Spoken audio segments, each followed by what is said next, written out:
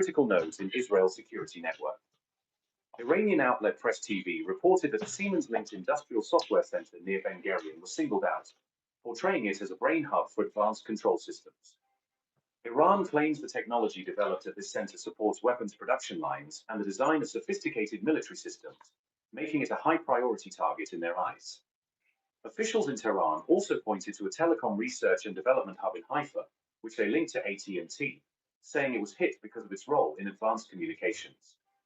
Tehran alleges this Haifa facility develops networks, cloud platforms, and artificial intelligence tools that underpin Israeli military operations, framing the strike as a blow to its digital backbone.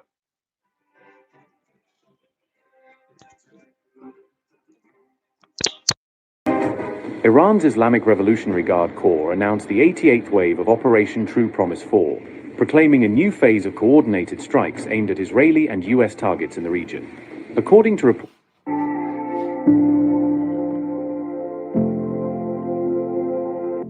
the nature of Tehran's attacks. At least 8 people were injured in the March 31st barrage on central Israel, with emergency services rushing casualties from multiple impact sites. Impacts were reported in the densely populated areas of Nir Brak, Ramat Gan, and Petah Tikva, heightening public fear that everyday urban centers are now firmly in the firing line. Iran's forces also claimed responsibility for targeting a cargo ship associated with Israel, named the Hafong Express, signaling that their latest wave of attacks extends to maritime assets as well. Iran claimed it had carried out a precise strike on what it described as a gathering point for US Marines on the UAE coast, signaling a direct challenge to American deployments in the Gulf region. Tehran also asserted that an anti-drone system belonging to the US fleet based in Bahrain was destroyed, framing the attack as part of a broader effort to blind American defenses. In a further claim, Iran said it had taken out an advanced aerial radar at the Jabba al-Ahmed base, presenting this as another blow to US surveillance and early warning capability. After hitting food supplies, Iran now allegedly targets Israel's communications networks. Iranian strikes reportedly hit major Israeli telecom hubs, disrupting phones and internet. Iranian attacks aim to strip Israelis of food, power, and now communication. Mujtaba's missile Wave 88 is framed as economic warfare, not just revenge. Relentless Iranian missile barrages raise questions about whether Trump can claim victory. I would say that within 2 weeks, maybe 3, we're hitting them very hard. Last night we knocked out tremendous amounts of missile-making facilities. As you probably read or wrote, we knocked out. Excuse me. Pardon me, the U.S. will be gone or done with the war? I think with 2 or 3 weeks. We'll leave because there's no reason for us to do. Even as the US president signaled he wants to slow down or halt the war, Iran defiantly escalated the conflict by launching a new round of strikes deep inside Israeli territory. On March 31st, Iran dramatically widened the battlefield, opening fresh fronts and hitting what it calls US and Israeli targets across multiple points in the Middle East region. The IRGC boasted of what it describes as heavy, coordinated attacks on American and Israeli positions, branding this as Wave 88 of its ongoing Operation True Promise 4.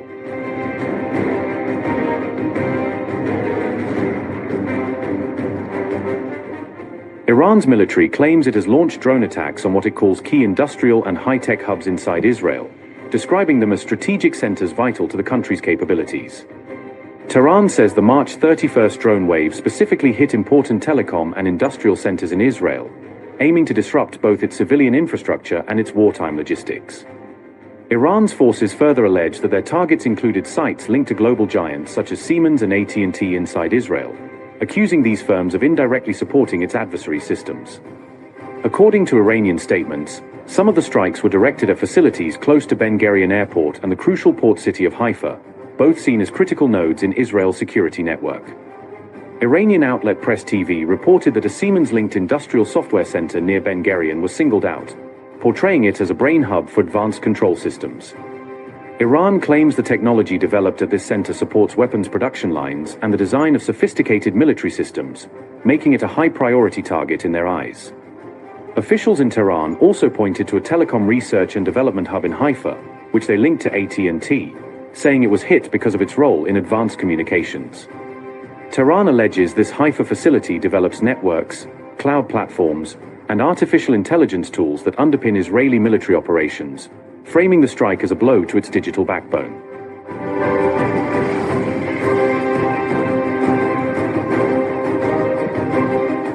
Iran's Islamic Revolutionary Guard Corps announced the 88th wave of Operation True Promise 4, proclaiming a new phase of coordinated strikes aimed at Israeli and US targets in the region. According to reports cited by the Times of Israel, Iranian missiles armed with cluster warheads slammed into parts of central Israel on March 31st, sharply escalating the nature of Tehran's attacks. At least 8 people were injured in the March 31st barrage on central Israel, with emergency services rushing casualties from multiple impact sites. Impacts were reported in the densely populated areas of Bnei Brak, Ramat Gan, and Petah Tikva, heightening public fear that everyday urban centers are now firmly in the firing line.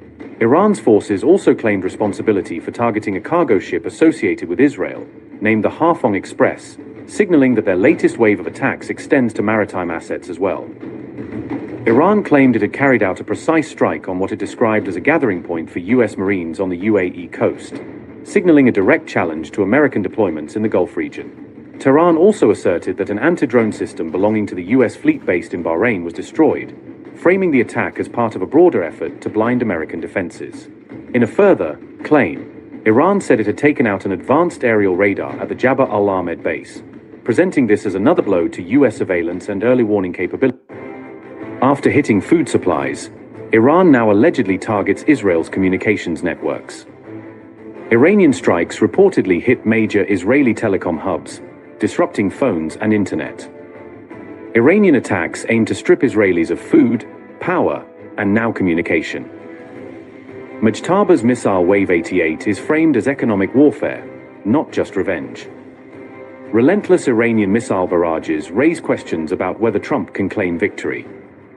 I would say that within 2 weeks, maybe 3, we're hitting them very hard. Last night we knocked out tremendous amounts of missile-making facilities. As you probably read or wrote, we knocked out. Excuse me.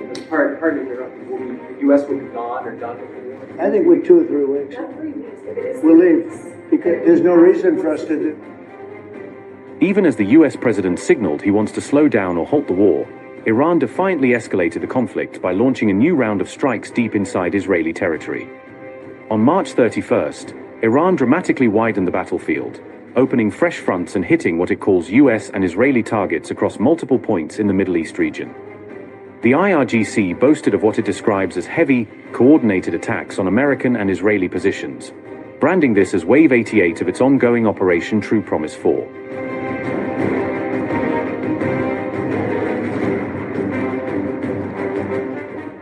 Iran's military claims it has launched drone attacks on what it calls key industrial and high-tech hubs inside Israel, describing them as strategic centers vital to the country's capabilities. Tehran says the March 31st drone wave specifically hit important telecom and industrial centers in Israel, aiming to disrupt both its civilian infrastructure and its wartime logistics. Iran's forces further allege that their targets included sites linked to global giants such as Siemens and AT&T inside Israel, accusing these firms of indirectly supporting its adversary systems. According to Iranian statements, some of the strikes were directed at facilities close to Ben Gurion Airport and the crucial port city of Haifa, both seen as critical nodes in Israel's security network. Iranian outlet Press TV reported that a Siemens-linked industrial software center near Ben Gurion was singled out, portraying it as a brain hub for advanced control systems. Iran claims the technology developed at this center supports weapons production lines and the design of sophisticated military systems, making it a high-priority target in their eyes.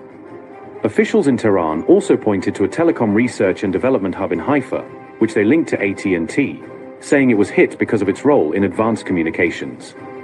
Tehran alleges this Haifa facility develops networks, cloud platforms, and artificial intelligence tools that underpin Israeli military operations, framing the strike as a blow to its digital backbone.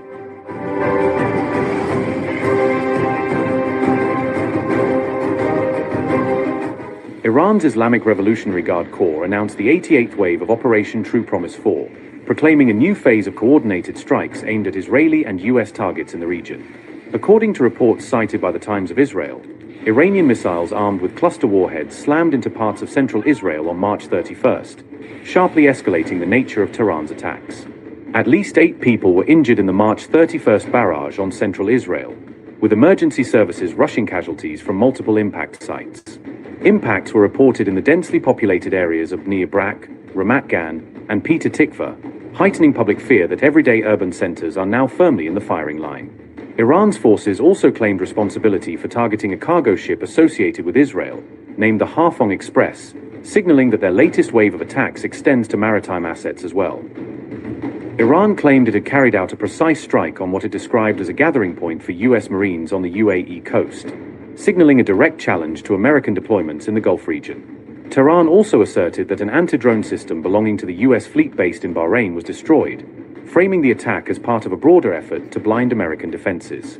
In a further claim, Iran said it had taken out an advanced aerial radar at the Jabba al-Ahmed base, presenting this as another blow to US surveillance and early warning capability. After hitting food supplies, Iran now allegedly targets Israel's communications networks. Iranian strikes reportedly hit major Israeli telecom hubs, disrupting phones and internet. Iranian attacks aim to strip Israelis of food, power, and now communication. Mujtaba's missile Wave 88 is framed as economic warfare, not just revenge. Relentless Iranian missile barrages raise questions about whether Trump can claim victory. I would say that within 2 weeks, maybe 3, we're hitting them very hard. Last night we knocked out tremendous amounts of missile-making facilities. As you probably read or wrote, we knocked out. Excuse me. Pardon me, the U.S. will be gone or done with the war? I think with 2 or 3 weeks, we'll leave because there's no reason for us to do. Even as the US president signaled he wants to slow down or halt the war, Iran defiantly escalated the conflict by launching a new round of strikes deep inside Israeli territory.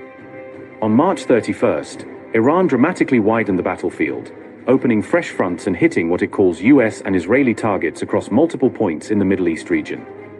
The IRGC boasted of what it describes as heavy, coordinated attacks on American and Israeli positions, branding this as Wave 88 of its ongoing Operation True Promise 4.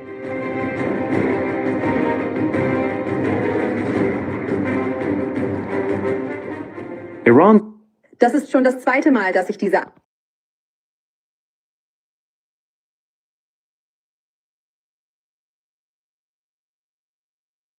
Yemen's Iran-backed Houthi forces claim a direct strike on one of Israel's most critical infrastructure hubs.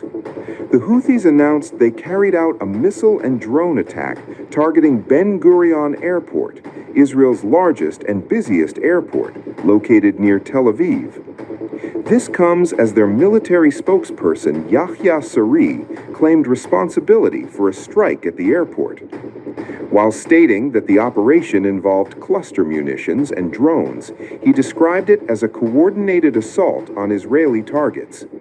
Our armed forces, with the help of God Almighty, carried out the 5th military operation using a cluster ballistic missile and a number of drones, targeting Lod Airport in the Jaffa area, as well as vital and military targets of the Israeli enemy in southern occupied Palestine. The Yemeni armed forces salute all the great Yemeni people, the people of faith and wisdom, for their massive turnout in Sana'a and across the governorates, districts, and villages, rejecting the Zionist plan and confronting the equation of violation that the enemy seeks to impose on our nation. We will continue our military operations within the axis of jihad and resistance until victory is achieved. The group also said it also launched a fissile ballistic missile along with multiple attack drones, marking what it calls its 5th operation in support of Iran since entering the conflict. According to the Houthis, the targets included key Israeli infrastructure, with Ben Gurion Airport specifically identified as a primary objective in the strike. The Iranian proxy issued a clear warning, saying,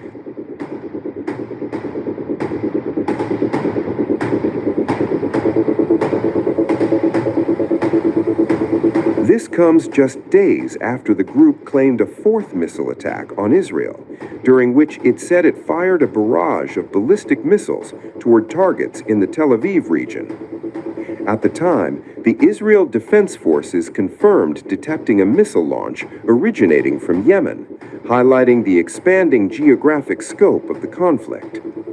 With the Houthis now actively targeting Israeli territory and aligning their operations with Iran, the conflict is rapidly evolving into a multi-front regional war, raising fresh concerns over the security of critical infrastructure and the risk of further escalation across the Middle East. Air raid sirens, missiles in the sky, and threats from multiple fronts. Israel is once again under fire, this time from Yemen, Iran, and Lebanon almost simultaneously. The Israeli military says it intercepted a ballistic missile launched by Iran-backed Houthi forces in Yemen on April 2, preventing what could have been a major strike. Sirens blared across Israel, surrounding areas and regions near the Dead Sea, sending civilians rushing into shelters. Despite the panic, no injuries have been reported so far. But the threat didn't stop there.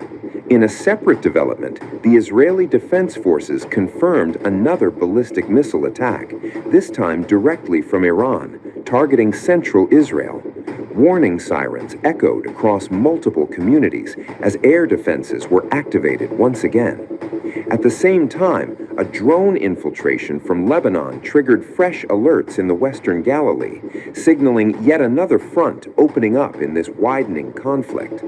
This coordinated wave of threats highlights a dangerous escalation, with Israel now facing simultaneous attacks from multiple Iran-aligned groups across the region.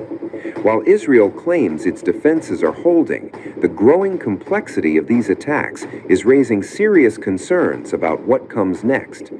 Meanwhile, a spokesperson for Israel's military said the army had anticipated attempts by Iran and Hezbollah to, quote-unquote, disrupt the Passover holiday. Yesterday, we marked the Seder night across the country.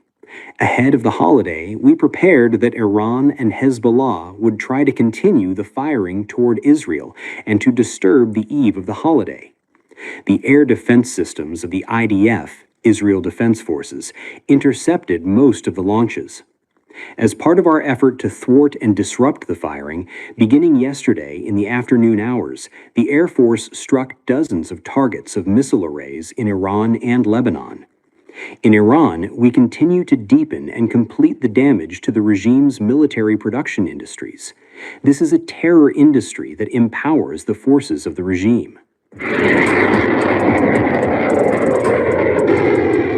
Hezbollah launched more than 50 rockets from Lebanon toward northern Israel on the first day of Passover, according to Israeli assessments, forcing hundreds of thousands of civilians into shelters as sirens sounded across the region. One of the rockets struck the border city of Kiryat Shmona, where 2 people were lightly injured, emergency services said. The barrage marked another escalation in cross-border fire, with attacks continuing despite heightened civilian movement during the holiday. In a separate attack, a barrage of around 5 rockets was launched toward the Kiryat suburbs near Haifa. The Israel Defense Forces said most of the rockets were intercepted, while others were allowed to fall in open areas according to protocol. No injuries were reported in that incident.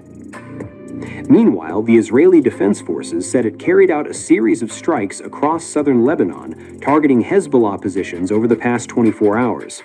According to the military, more than 40 Hezbollah operatives were killed, and dozens of sites linked to the group were hit. The Israeli Air Force reportedly struck command centers, weapons depots, rocket launchers, and anti-tank missile positions in multiple locations. The IDF also said the Israeli Navy targeted a Hezbollah weapons depot in southern Lebanon, highlighting coordinated operations across multiple domains. On the ground, Israeli divisions continued to operate in southern Lebanon. The military said troops from the 91st Galilee Division identified and struck a Hezbollah cell, while the 36th Division directed a strike on armed operatives on motorcycles, killing several fighters. Additional operations by the 146th and 162nd Divisions reportedly led to the destruction of weapons and infrastructure in the area. While Hezbollah maintains pressure through rocket barrages targeting northern Israel, Israeli forces appear focused on degrading the group's infrastructure and operational capabilities inside southern Lebanon. With ground operations ongoing and cross-border strikes continuing, the northern front remains volatile with the risk of further escalation. Israeli authorities have reported rising casualties amid ongoing fighting with Hezbollah in southern Lebanon as cross-border hostilities continue alongside the wider regional escalation. According to the Israeli military, around 48 soldiers were wounded over a 24-hour period, with additional reports of fatalities, including among personnel from the Nahal Brigade. Earlier, the military had said that at least 10 officers and soldiers have been killed since the start of the current conflict involving Iran and Lebanon, while over 300 have been injured, including several in serious condition.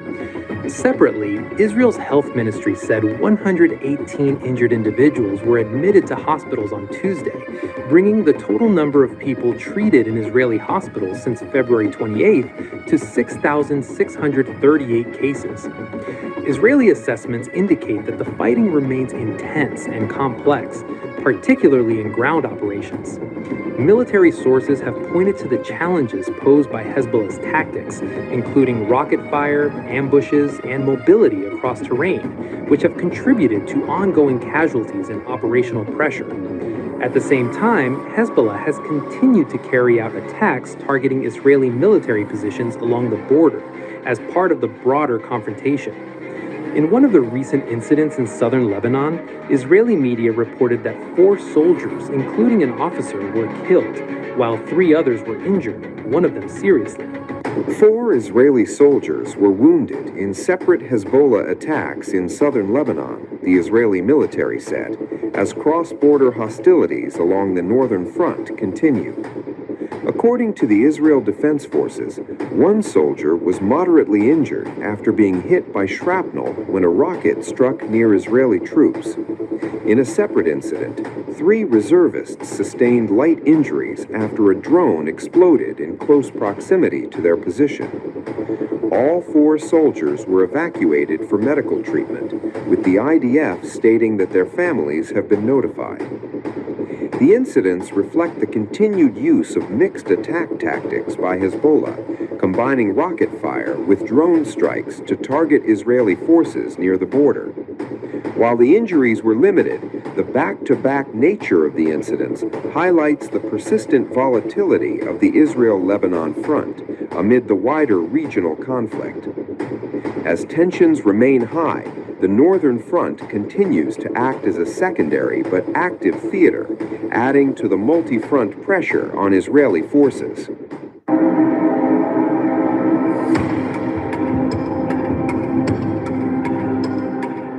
The Israeli Defense Forces said 4 Cosmos Direct, Deutschlands beliebtester Kfz-Versicherung, zum 12. Mal in Folge.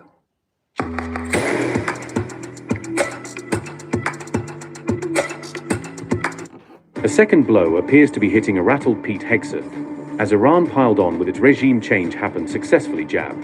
The abrupt purge of the army boss is fueling fresh questions about turmoil inside the Trump administration. George's first remarks since the ouster are being read by many as a pointed swipe at Hegseth, after he wrote that US soldiers deserve courageous leaders of character. The episode is also feeding speculation that Hegseth is battling his own generals, even as American troops continue paying the price in the Iran war. Ousted U.S. Army Chief General Randy George sent an outgoing email to former colleagues and senior Pentagon officials after being forced out of his post.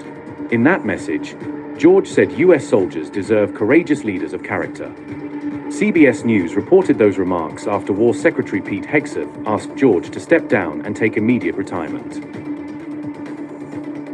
General Randy George said, and I quote, "at installing military personnel aligned with the U.S. government's vision." The Joint Staff thanked Randy George for his service following his forced retirement, closing his tenure with a formal statement of appreciation.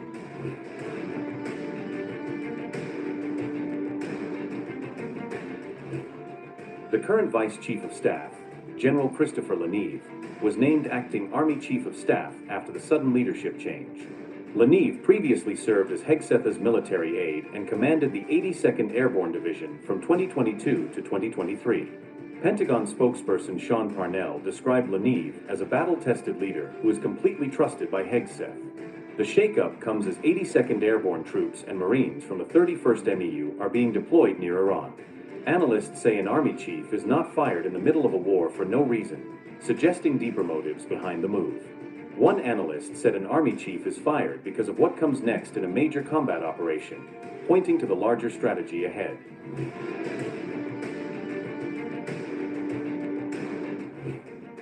George is the latest in a wave of more than a dozen top officers removed by Hegseth, signaling an unusually aggressive purge at the top. The purged list includes Joint Chiefs Chair General C.Q. Brown and Navy Chief Admiral Lisa Franchetti, two of the military's most senior leaders. Air Force Vice Chief General James Slife and Defense Intelligence Agency Head Lieutenant General Jeffrey Cruz were also removed in the broader shakeup.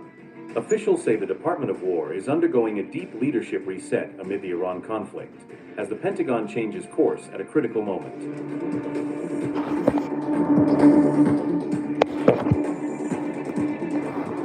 The number of U.S. service members wounded in the ongoing Iran war has risen to 365, according to newly released Pentagon figures. The Pentagon disclosed those casualty figures as part of its reporting on Operation Epic Fury.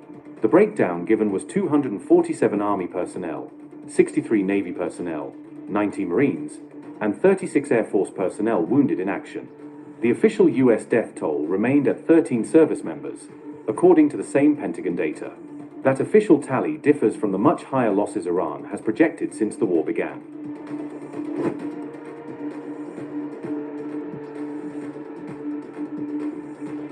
The U.S. military has also suffered a series of operational setbacks during its broader Middle East campaign.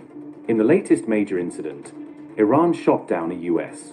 F-15E over its airspace, and the aircraft's 2 crew members ejected. Reports said helicopters and another military aircraft involved in the rescue mission were also hit by Iranian fire.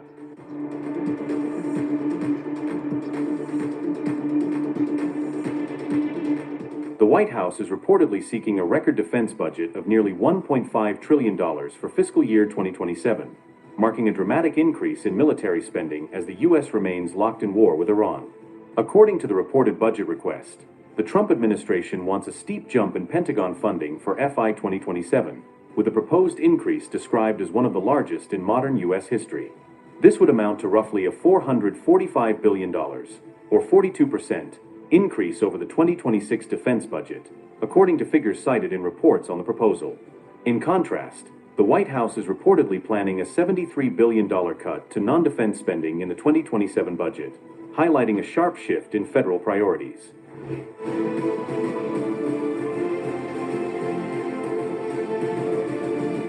The proposal would boost funding for munitions, Navy expansion, and Donald Trump's Golden Dome missile defense project, while also prioritizing broader military readiness. The White House is also reportedly seeking military pay raises of around 5% to 7% under the FY 2027 plan. The budget would add more than $19 billion for federal law enforcement in the coming financial year, even as other domestic areas face cuts. At the same time, funding for IC would reportedly remain at 2026 levels, including support for 41,500 detention beds. The administration is also said to be considering reconciliation as a way to push defense and homeland security funding through Congress more easily. The notable budget cuts would target clean energy grants, the IRS, agriculture, and education, reflecting the White House's broader plan to shrink large parts of domestic spending. There would also be spending cuts across a range of environmental programs at multiple federal agencies, extending the proposed rollback well beyond a single department or initiative. On April 3rd, Trump said the United States could not focus on daycare because it was fighting wars, a remark that drew attention as debate over federal spending intensified. I actually said to them, I said to Russell, don't send any money for daycare, because the United States can't take care of daycare. That has to be up to a state. We can't take care of daycare. We're a big country. We have 50 states. We have all these other people. We're fighting wars. We can't take care of daycare. You got to let a state take care of daycare, and they should pay for it too. They should pay. They have to raise their taxes, but they should pay for it. And we could lower our taxes a little bit to them to make up. But it's not possible for us to take care of daycare, Medicaid, Medicare, all these individual things. They can do it on a state basis. You can't do it on a federal. We have to take care of one thing, military protection. We have to guard the country. But all these little things, all these little scams that have taken place, you have to let states take care of them, Russ. Deutsche Ingenieure haben einen Gartenschlauchaufsatz entwickelt, der hoch.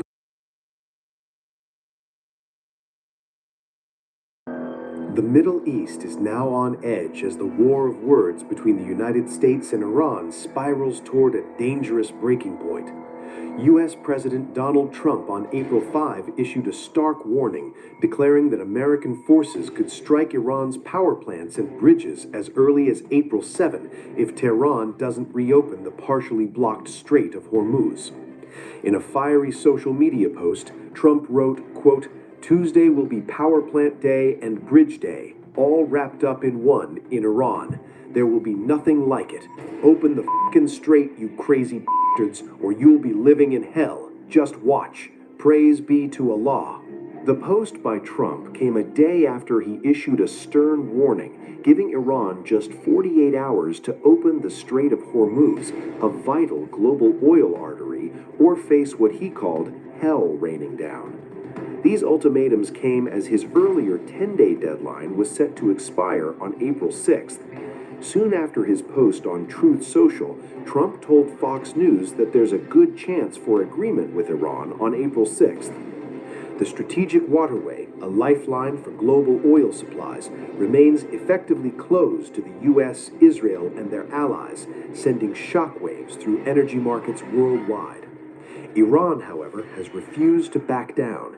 In a direct response, Iranian military officials issued a chilling counter-warning, saying the, quote, gates of hell, unquote, would open for the United States and Israel if attacks continue. Senior Iranian commander Ali Abdullahi Ali-Abadi slammed Trump's remarks, calling them, quote, reckless, unquote, and a sign of desperation. Additionally, a billboard showing Iranian troops catching warships, fighter jets in a fishing net, with a sentence reading, "The Strait of Hormuz remains closed," popped up at the Enqilab Square in Tehran on April 5.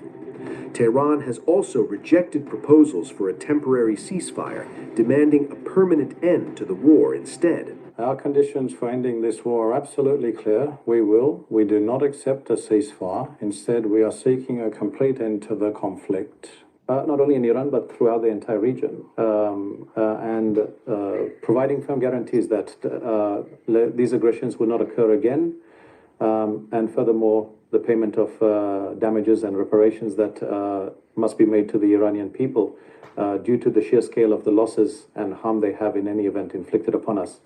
Earlier, U.S. Defense Secretary Pete Hegseth claimed that talks with Iran are, quote, very real, unquote, and gaining strength, while stressing that the U.S. will continue to negotiate with bombs. The U.S. and Iran appear right now publicly to disagree about whether there are these negotiations ongoing. What impact does that have on military strategy? Does it have any bearing at all? So on the talks, I can tell you, having been with Steve and Jared and the Vice President and Marco and many others yesterday, they are very real. They are ongoing. They're active. And I think gaining strength. And we appreciate that. As I said in my remarks, we would much prefer to get a deal. If Iran was willing to relinquish material they have and ambitions they have, open this, great, that's the goal. We don't want to have to do more militarily than we have to.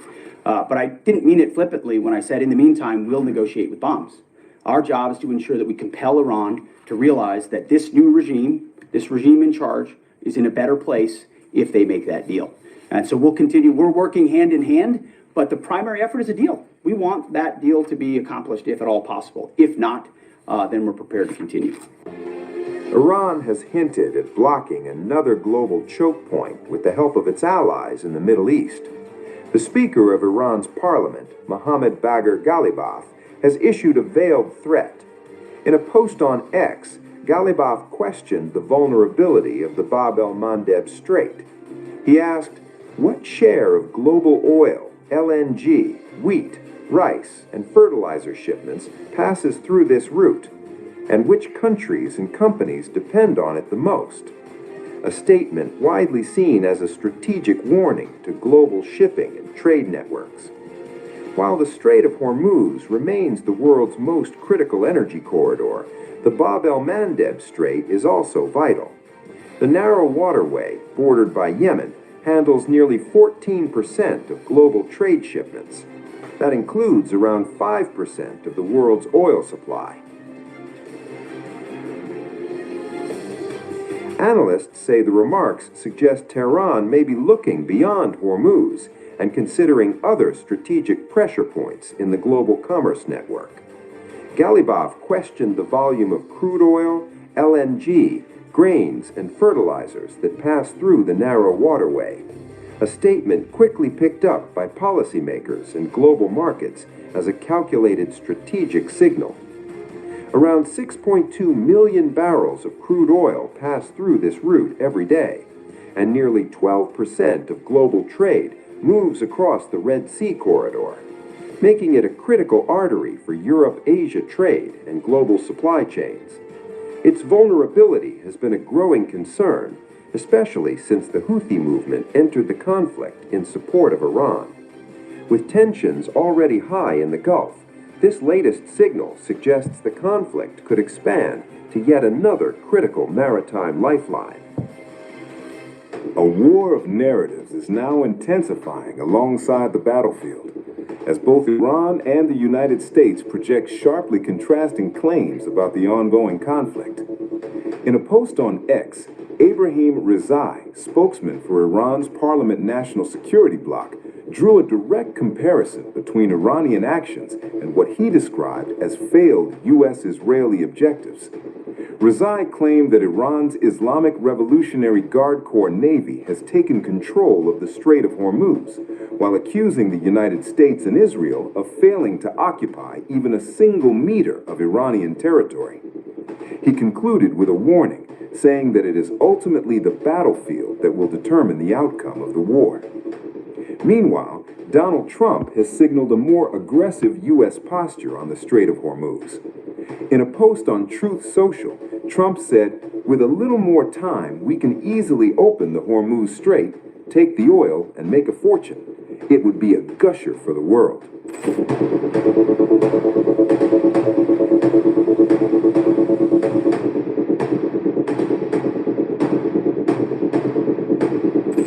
However, the statement did not clarify how the United States would break Iran's hold over the waterway, or what specific oil resources were being referenced. The Strait of Hormuz remains a critical global energy choke point, handling a significant share of the world's oil shipments. Since the start of the conflict on February 28th, the route has been largely shut down, disrupting shipping flows from countries including Greece, the UAE, and China. While Trump has claimed the United States is less affected due to limited dependence on the route, fuel prices have surged sharply. In the U.S., average gas prices have risen by more than 30% in a month, crossing the $4 per gallon mark. Beyond Hormuz, experts are now warning of the long-term financial strain of the war on the United States, with concerns growing over unmet strategic objectives. According to a Reuters report citing 5 sources familiar with U.S. intelligence, only about 1/3 of Iran's missile and drone arsenal has been destroyed so far. Another third is believed to be damaged or hidden in underground tunnels and bunkers, leaving Iran with a significant remaining stockpile. This assessment contradicts earlier claims by Trump, who said Iran had very few rockets left, and other U.S. statements suggesting its missile capabilities had been largely eliminated. Iran considers its ballistic missile program a key deterrent, given the military superiority of the United States and Israel. Over the past month, Iranian missiles and drones have continued to strike Israel and key infrastructure in the Gulf, causing significant economic disruption. Trump himself acknowledged the risks, saying, "Even if 99% of missiles are neutralized, 1% is unacceptable, because that one missile could hit a billion-dollar ship." Israel says it has targeted Iran's missile launchers extensively, claiming to have neutralized around 335 launchers, or roughly 70% of its total. However, Iran has dispersed its launch systems across the country, making detection and destruction more difficult. While the number of launches has decreased, missiles continue to penetrate defenses as interceptor stockpiles are increasingly stretched. A U.S. official, speaking anonymously to Reuters news agency, admitted, "I don't know if we'll ever have an accurate number of Iran's missile stockpile." At the same time, the financial cost of the war is mounting rapidly. According to a Wall Street Journal report, U.S. military equipment losses in the first 3 weeks alone are estimated between $1.4 and $2.9 billion. The report, citing former Pentagon official Elaine McCusker, details multiple incidents. 3 F-15E fighter jets were mistakenly shot down by a Kuwaiti aircraft. An F-35 made an emergency landing after reportedly coming under fire, and a mid-air collision between 2 KC-135 refueling planes killed 6 crew members. 5 additional KC-135 aircraft were damaged in an Iranian missile strike in Saudi Arabia, while more than a dozen MQ-9 Reaper drones have been lost during the conflict.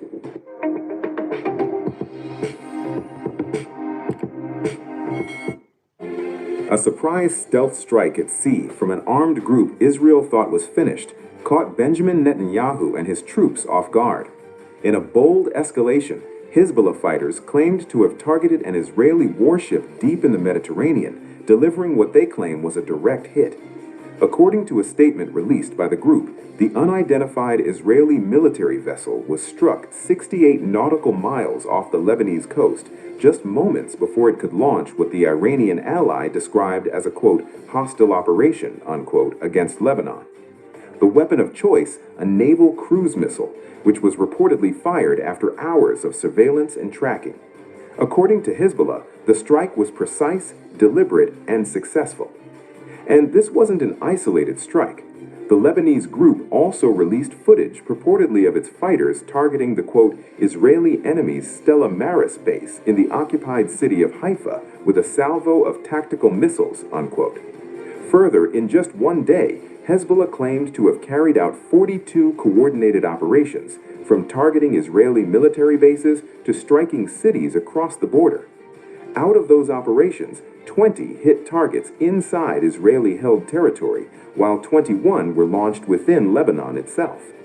The attack is part of what Hezbollah calls Operation Devoured Straw, a broader campaign it says is aimed at defending Lebanon against ongoing Israeli, quote-unquote, aggression. And it came after the Israel Defense Forces spokesperson, during an address on April 3, announced deepening of the strikes against Hezbollah. We are deepening the operation and striking the regime in close cooperation between the two armies, led by the Chief of the General Staff and the Commander of U.S. Central Command in Lebanon. I need to clarify what we are doing differently this time, what is different from previous times. We evacuated the population for their protection from south of the Litani. We are maneuvering on the ground, holding territory, destroying terrorist infrastructure, and creating a forward defensive zone for the communities to prevent attacks and direct fire against them. We are working to demilitarize the area south of the Litani. We struck the Litani bridges in order to prevent the movement of militants towards the villages. We are conducting intensive maneuvers and applying fire from the air, from the ground, and from the sea. Hezbollah in Lebanon will know, as it has already experienced this week, that we will not stop until we achieve a long-term reduction of the threat and expand the direct buffer over the communities. That is the objective, and that is what we are working towards. Hezbollah is reported to have launched its first ever ballistic missile strike from Lebanon into Israel. According to multiple Israeli sources, the Lebanese group fired a Scud-type ballistic missile targeting the highly sensitive Palmachim air base, marking a dramatic shift in the scale and nature of the conflict. This unprecedented strike comes in the wake of Israel's full-scale invasion of southern Lebanon in early March, which itself followed the United States and Israel launching a sustained high-intensity assault on Iran at the end of February. For decades, Hezbollah has been known to possess a vast arsenal of rockets and missiles, but the reported use of a long-range ballistic missile represents a major escalation that signals a new phase of warfare. The missile is believed to be a Scud-D, or a modernized North Korean-derived variant, potentially equipped with advanced guidance systems that significantly improve its accuracy and survivability against missile defense systems. Palmachim Air Base, the reported target, is not just another military installation, but one of Israel's most strategically critical facilities, located along the Mediterranean coast south of Tel Aviv. The base plays a central role in Israel's military and technological infrastructure, serving as a testing ground for ballistic missiles such as the Jericho series and missile defense systems like the Arrow. It is also the heart of Israel's space program, hosting satellite launch capabilities and housing elite intelligence, surveillance, and unmanned aerial units, making it a high-value strategic target. According to Military Watch magazine, Israel's air defense systems may be under severe strain following repeated Iranian missile barrages, potentially leaving critical sites like Palmachim more exposed than in previous conflicts. There are also concerns that elements of Israel's Arrow missile defense system may have been damaged, further weakening its ability to intercept incoming threats. The missile reportedly used in the strike may carry a warhead weighing up to 1 ton, significantly larger than the original Soviet-era Scud-D design, indicating the possibility of advanced modifications. These modernized variants are believed to feature maneuvering re-entry vehicles, allowing them to alter their trajectory during descent, thereby complicating interception efforts and increasing strike precision. Such capabilities transform the missile from a blunt area bombardment weapon into a more precise tool capable of targeting specific military infrastructure. Hezbollah's access to such advanced systems is believed to stem from its long-standing alliance with the former Syrian government led by Bashar al-Assad, which produced and upgraded Scud derivatives with technical support from North Korea over several decades. Despite the collapse of the Syrian government in late 2024, parts of its missile arsenal are believed to have been transferred to Hezbollah, ensuring these capabilities remain in play. The reported strike also reflects a broader coordination of military pressure on Israel, with Hezbollah's actions complementing ongoing missile and drone attacks launched by Iran. In the ground, Hezbollah's elite Radwan force has reportedly been deployed in combat operations against Israeli forces, marking another significant escalation compared to previous engagements. These elite units are said to have inflicted heavy losses and may have even crossed beyond Lebanon's borders in limited operations,